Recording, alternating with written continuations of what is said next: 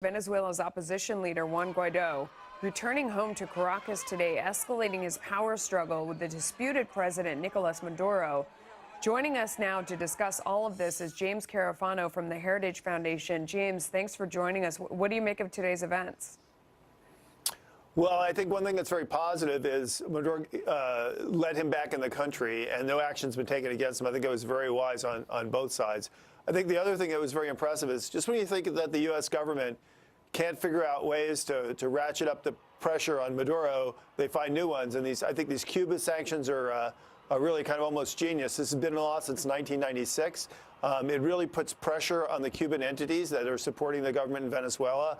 And I think it's just another way of the creative way the U.S. just keeps finding ways to add more pressure on them.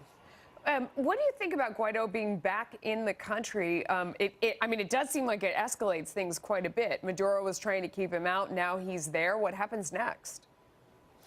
Well, I mean, the problem, I think, for Maduro is at some point they have to give up and take the exit strategy. I think the problem is the longer they head on, the more the likelihood of a popular uprising, which really kind of takes the matter out of their hands.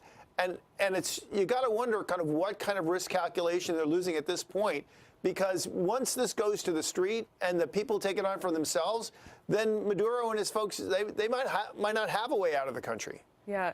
I mean, I guess his calculation is that they've had a death grip on power for so long. Why give it up? Why would they fail now? That if they keep the military under control, that's game over. That's not true? Yeah, but if you look at the numbers, just numbers are not with them. You've got widespread international condemnation. You've got countries that usually never work together. Paraguay, Brazil, the United States, working in tandem to put Colombia working in tandem, putting pressure on them. You've got them putting pressure on the Cubans, which are the only support network they really have in the country. You've got literally hundreds of defections every day from the military. It's like, dude, did you not see how Mussolini ended up? I mean, just kind of, look at the cards here. Things are not, this is not the thing of like, we're getting control of the situation.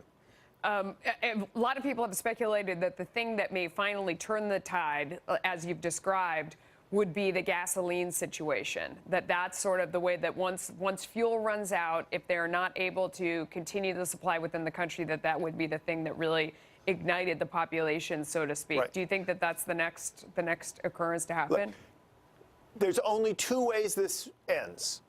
They all jump on a plane and leave the country, or there is a popular uprising that pulls these guys into the streets and strings them up by their thumbs.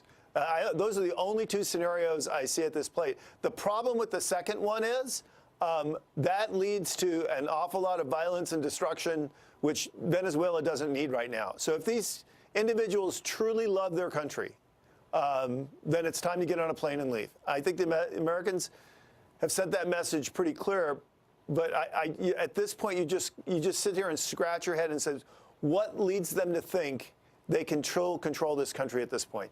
James Carafano, thank you. Thanks for having me. Another story today.